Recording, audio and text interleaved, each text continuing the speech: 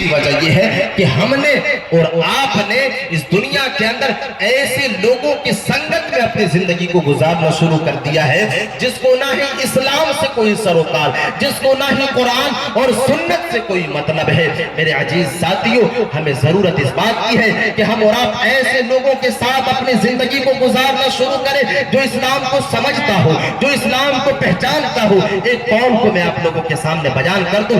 امام ابن قیم رحمۃ اللہ علیہ اپنی کتاب کے اندر لکھتے ہیں اور بیان کرتے ہیں کہ جب ہماری دلوں کے اندر خوف خدا کم ہونے لگتا اور جب عبادت میں دل نہیں لگتا تو ہم امام ابن تیمیہ رحمۃ اللہ علیہ کی صحبت میں اپنی زندگی کو گزارنے لگتے اور چلے جاتے انہی کے پاس اپنی جو ہے وقت کو گزارنا شروع کر دیتے۔ اور جب ایسا محسوس ہونے لگتا کہ اب عبادت میں دل لگنے لگا تو ہم واپس آ جایا کرتے تھے۔ میری عزیز ساتھیوں، تو ہمارے دلوں کے اندر اگر خوف خدا پیدا نہیں ہو رہا ہے تو ایک سب سے بڑی وجہ یہ ہے کہ ہم اور آپ اس دنیا کے اندر پورے لوگوں کی صحبت میں اپنی زندگی کو گزارتے ہیں۔ یہ بات سچ نہیں ہے، یہ بات 100% سچ ہے۔ ہم اور آپ آج ایسے لوگوں کے سامنے بیٹھتے ہیں جو سماج اور معاشرے کے اندر سب سے بڑا چغل خور ہوتا ہے۔ ہم اور آپ ایسے لوگوں کو اپنا دوست بناتے ہیں، ایسے لوگوں کے سامنے بیٹھتے ہیں جو سماج اور معاشرے کے اندر سب سے بڑا فتنی قسم کا انسان ہوتا ہے،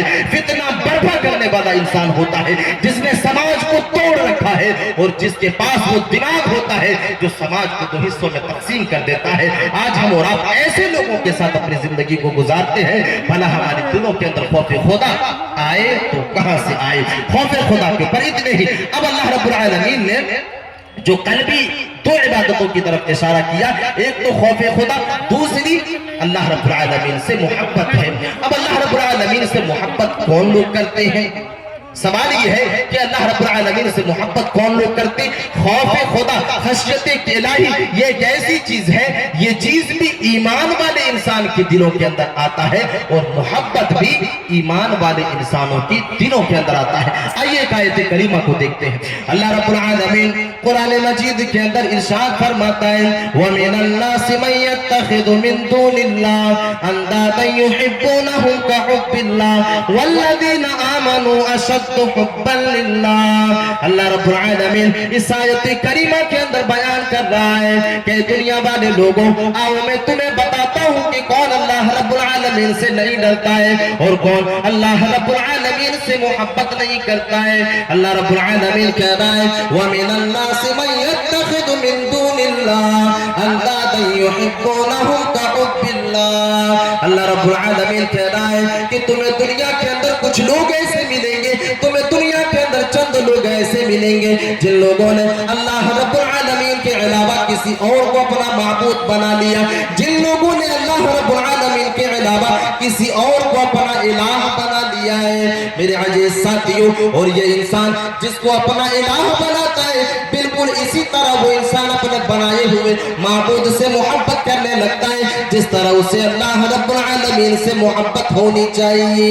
یعنی اللہ رب العالمین نے اس آیت کریمہ کے اندر واضح کر دیا کہ وہ انسان اللہ سے نہیں ڈرتا اور وہ آدمی اللہ سے محبت نہیں کرتا جس نے اس دنیا کے اندر اللہ کے علاوہ کسی اور کو اپنا معبود بنا لیا، کسی اور کو اپنا الہ بنا لیا۔ اب تو معبودان باطلہ یہ بھی ایک الگ چیز ہے، لیکن یہاں پر میں آپ لوگوں کو سمجھانے کے لیے ایک آیت کریمہ کو پیش کرتا ہوں۔ ہم اور آپ اللہ سے محبت کیوں نہیں کر پاتے، اللہ سے کیوں نہیں ڈرتے؟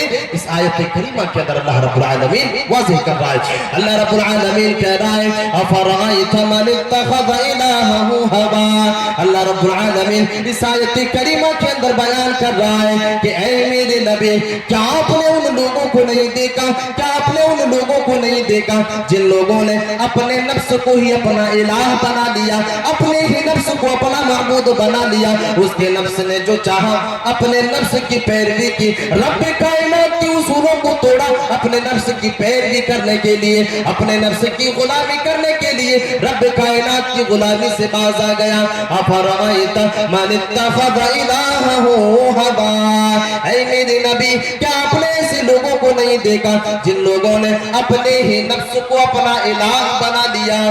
میرے عزیز ساتھیوں، اس آیت کریمہ کے اوپر غور و فکر کرنے کی ضرورت ہے۔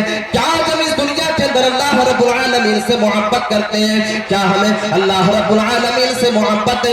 کیا ہم نے اپنے نفس کو اپنا الہ نہیں بنایا ہے؟ کیا ہم نے اپنے نفس کو اپنا معبود نہیں بنایا ہے؟ اگر نہیں بنایا تو آج ہم اس دنیا کے اندر حرام خوری کیوں کرتے ہیں؟ کیوں حرام طریقے سے دولت کو حاصل کرتے ہیں؟ مسجدوں سے آوازیں آتی ہیں، ہم اور آپ کیوں مسجد کے اندر حاضری نہیں دیتے ہیں؟ میرے عزیز ساتھیوں، یہ ساری کی ساری چیزیں ایسی ہیں کہ ایک انسان نے اس دنیا کے اندر اپنے نفس کو ہی اپنا الہ بنا لیا ہے۔ ایک انسان چائے کی ہوٹلوں پر بیٹھ کر کے اپنے وقت کو برباد کر رہا ہے۔ اذان کی صدائیں آتی ہیں، او لوگوں مسجد کے اندر سجدہ کرنے کے لیے آ جاؤ، اے لوگوں رب کائنات کے سامنے اپنے جبین نیاز کو خم کرنے کے لیے آ جاؤ، لیکن ایک انسان سجدہ کرنے کے لیے تیار نہیں ہے۔ وجہ کیا ہے؟ وجہ یہ ہے کہ ایک انسان اپنے نفس کی غلامی کر رہا ہے۔ اس کا نفس یہ نہیں چاہتا کہ ہم رب کائنات کے سامنے سجدہ کریں، اس کا نفس یہ نہیں چاہتا کہ ہم نماز کی پابندی میں اپنی زندگی کو گزاریں۔ تو وہ انسان